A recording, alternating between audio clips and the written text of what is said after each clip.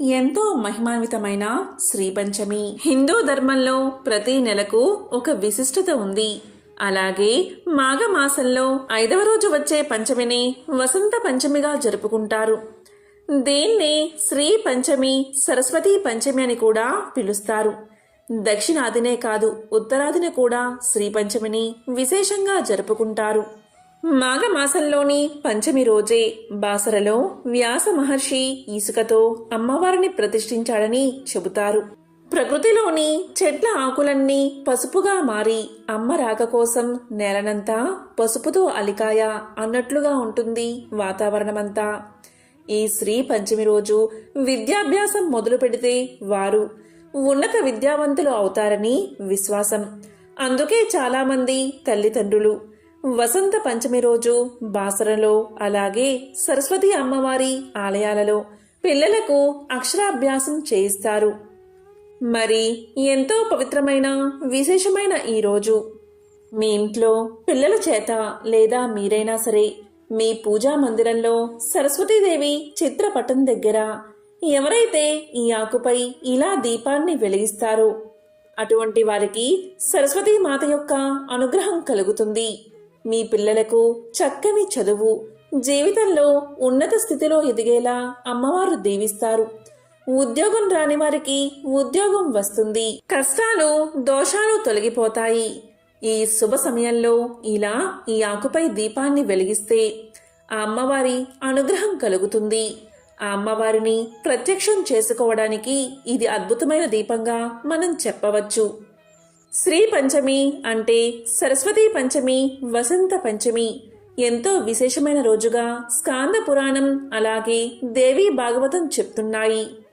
మరి ఎంతో విశేషమైన ఈ రోజు ఏ ఆకుపై దీపం వెలిగిస్తే సరస్వతీదేవి యొక్క సంపూర్ణ అనుగ్రహం లభిస్తుందో ఇప్పుడు ఈ వీడియోలో తెలుసుకుందాం.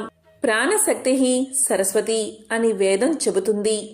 మనలో రహస్యమై ఉన్న ఆత్మజ్యోతి ప్రకాశమే ప్రాణం. ఆ ప్రాణం సర్వ ప్రాణుల్లోనూ ప్రసరిస్తుంది. ఆ ప్రసరణ శక్తిని సరస్వతి అంటారు. అంబితమే, నదీతమే, దేవితమే సరస్వతి. అమ్మల్లో శ్రేష్ఠురాలు, దేవతల్లో, నదుల్లో శ్రేష్ఠురాలు సరస్వతి.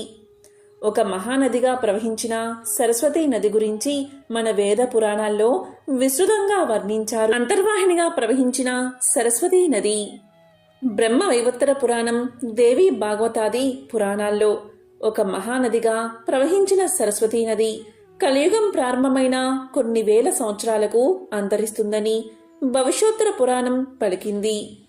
ఆ సరస్వతీ మాత యొక్క జన్మదినమే శ్రీ పంచమి. సరస్వతీ పంచమి ఎంతో విశేషమైన రోజు. ఈ రోజుకు తేదీ, వార, నక్షత్ర యోగాలతో పనిలేదు. ఎంతో విశిష్టమైన రోజు ఇది. ఈ రోజు మీరు మీ పిల్లల చేత లేదా మీరైనా సరే మీ ఇంట్లో సరస్వతీదేవి చిత్రపటం దగ్గర ఇలా దీపాన్ని వెలిగిస్తే సకల విద్యలు, సకల ఐశ్వర్యాలు కలుగుతాయి. దీనికోసం మీరు ఏం చెయ్యాలి అంటే ఈరోజు తెల్లవారుజామునే నిద్రలేచి ఈ ఇంటిని, పూజాగదిని శుభ్రం చేసుకోండి. తరువాత మీరు ఉదయం 7:01 నుంచి మధ్యాహ్నం 12:35 లోపు మీ ఇంట్లో పూజా మందిరంలో సరస్వతీదేవి చిత్రపటానికి పువ్వులు అలంకరణ చేసి గంధం, పసుపు, కుంకుమలను సమర్పించండి. ఇక 2 తమలపాకులు తీసుకోండి. అంటే ఒక్కొక్కదానికి 2 తమలపాకులు అంటే 4 తమలపాకులు తీసుకుని శుభ్రంగా కడగండి. తమలపాకులో ముగ్గురమ్మలు కొలువై ఉంటారు. అంటే సరస్వతి, పార్వతి, లక్ష్మీదేవులు కొలువై ఉంటారు. ఈ తమలపాకులు తీసుకుని దాన్ని శుభ్రంగా పసుపు, కుంకుమలతో అలంకరణ చేసి వాటిని దీపం వెలిగించే ప్రదేశంలో పెట్టి దాని మీద 2 ప్రమిదలను ఒకదాని మీద ఒకటి పెట్టి 3 వత్తులు విడివిడిగా వేసి అందులో ఆవు నెయ్యి పోసి లేదా నువ్వుల నూనెనైనా పోసి చక్కగా 2 దీపాలు వెలిగించండి. ఇలా వెలిగించాక దీపానికి పుష్పాలు సమర్పించి దీపలక్ష్మిని పూజించండి. ఈ సమయంలో మీరు తప్పనిసరిగా సరస్వతి అష్టాక్షరి మంత్రాన్ని జపించండి. అది ఏంటి అంటే ఓం శ్రీం ఐం సరస్వత్యై స్వాహ, ఓం శ్రీం ఐం సరస్వతి స్వాహ అనే అష్టాక్షరి మంత్రాన్ని చదువుతూ అమ్మవారికి పూజ చేయండి. తర్వాత మీ మనసులోని కోరికను అమ్మకు చెప్పుకోండి. ఇలా వసంత పంచమి అంటే శ్రీ పంచమి రోజు ఎవరైతే దీపారాధన చేస్తారో వారికి సకల విద్యలు సకల ఐశ్వర్యాలు కలిగేలా అమ్మవారు దీవిస్తారు. మీ పిల్లలు జీవితంలో చక్కగా ఎదిగేలా ఉన్నత శిఖరాలు అధిరోహించేలా అమ్మవారు నడిపిస్తారు. ఉద్యోగం రాని వారికి ఉద్యోగం వస్తుంది. అన్ని రకాల సమస్యలు తీరిపోతాయి. సకల శుభాలు కలుగుతాయి. పిల్లలు ఉన్నవారు మీతో పాటు సూర్యోదయానికంటే ముందే పిల్లల్ని నిద్రలేపి చక్కగా తయారు చేసి చెప్పిన పూజా సమయంలో అమ్మవారి పూజ చేయించండి. పిల్లల యొక్క పుస్తకాలు అమ్మవారి ముందు పెట్టి పిల్లల చేత పూజ చేయించండి. ఇలా చేస్తే అమ్మవారి దీవెనలు పిల్లలకు అందుతాయి. సకల విద్యలను ఐశ్వర్యాలను అమ్మవారు ప్రసాదిస్తుంది. ఈరోజు ప్రతి ఒక్కరూ కూడా సాత్విక ఆహారాన్ని మాత్రమే తీసుకోవాలి. మాంసాహారాన్ని ఇంట్లో వండకూడదు, అలాగే తినకూడదు. ఎందుకంటే సరస్వతీమాత శాంతమూర్తి, ఆమెకు హింస నచ్చదు.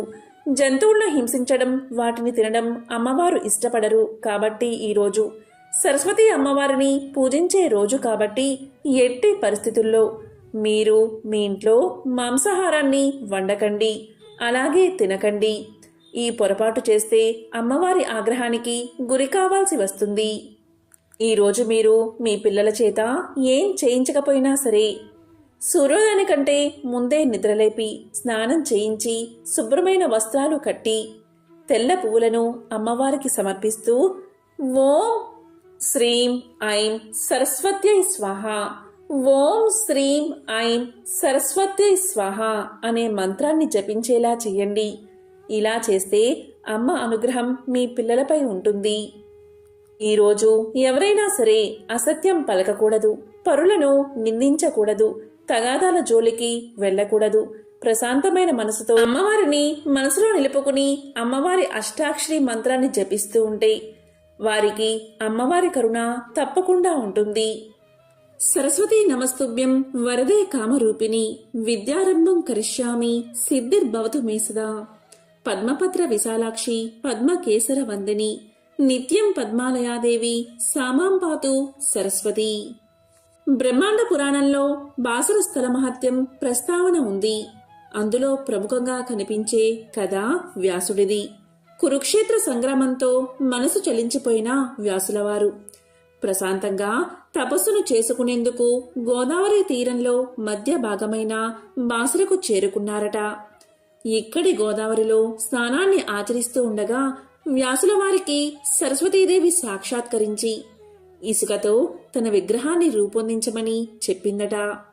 అమ్మవారి ఆజ్ఞ మేరకు వ్యాసుల వారు రోజు పిడికెడు మట్టిని తీసుకుని నిదానంగా ఒక విగ్రహాన్ని రూపొందించారట. అదే ఇప్పుడు కనిపించే మూల విరాట్టు అని చెబుతారు. ఆ మూల విరాట్టుకి నిత్యము పసుపు రాస్తూ సరికొత్త రూపుని భక్తులు దర్శించుకునేలా చేస్తున్నారు పూజారులు. బాసరలో సరస్వతీదేవి విగ్రహానికి సమీపంలోనే మహాలక్ష్మి, మహాకాళి విగ్రహాలు కొలువై ఉంటాయి. ఇలా ముగ్గురమ్మలు ఒక చోట కొలువై ఉండడం కూడా చాలా అరుదుగా కనిపిస్తుంది. ఆలయంలోని విగ్రహం వ్యాసుల వారి చేతిలో రూపొందింది కనుక ఈ ప్రదేశానికి వ్యాసర అన్న పేరు ఉండేది. అలా అలా రూపాంతరం చెందుతూ వ్యాసర కాస్త బాసరగా మారింది. అంత మహిమగల క్షేత్రంలో వ్యాసుడు ఇసుకతో అమ్మవారిని ప్రతిష్ఠించిన వసంత పంచమి రోజున పిల్లలకు ఇక్కడ అక్షరాభ్యాసం చేస్తే వారి విద్యకు డోకా ఉండదని నమ్ముతారు. సాధారణంగా దేవతల చేతుల్లో ఆయుధాలు ఉంటాయి, కానీ సరస్వతీదేవి రూపులో ఎక్కడా ఆయుధాలు కనిపించవు. జ్ఞానమే ఆమె ఖడ్గం, సంగీతమే ఆమె సాధనం, ప్రశాంతతే ఆమె వ్యక్తిత్వం. అందుకే పుస్తకం, వీణలను చేతపట్టి ధవల వస్త్రాలతో అమ్మవారు కనిపిస్తుంది. తత్వ విచారానికి, పరిపూర్ణ వ్యక్తిత్వానికి చిహ్నమైన కమలం మీద కూర్చుని ఉంటుంది అమ్మవారు. అందుకే జ్ఞానాన్ని ఆశించే ప్రతి ఒక్కరూ సరస్వతి నమస్తుభ్యం అంటూ ఆమెకు తొలి పూజలు అందిస్తారు. శ్రీ పంచమిలో శ్రీ అంటే సంపద, జ్ఞాన సంపదగా సరస్వతిని ఈ రోజు పూజించడం చాలా విశేషప్రదాయకమని పురాణాలు చెబుతున్నాయి. కాబట్టి ఎంతో విశేషమైన ఈ సరస్వతి పంచమి రోజు ఉదయం ఈ సమయంలో అమ్మవారి ముందు తమలపాకు మీద దీపాన్ని వెలిగించి అమ్మవారి యొక్క అష్టాక్షరి మంత్రాన్ని జపించి అమ్మవారి యొక్క పరిపూర్ణ అనుగ్రహాన్ని పొందండి. ఓం సరస్వత్యై నమః. ఓం శ్రీ మాత్రే నమః.